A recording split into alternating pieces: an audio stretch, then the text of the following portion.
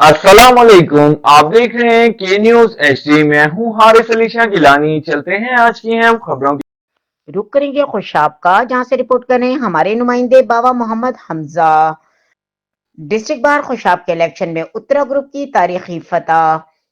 तफसीलात के मुताबिक खुशाब डिस्ट्रिक्ट बार के इलेक्शन में मलिक हयात उत्तरा ग्रुप ने शानदार कारकर्दगी का मुजाहरा करते हुए मैदान मार लिया। कांटेदार मुकाबले के तमाम अंदाजे गलत साबित करते हुए मलिक हयात उत्तरा ग्रुप ने क्लीन स्वीप करके एक नई तारीख रकम कर दी।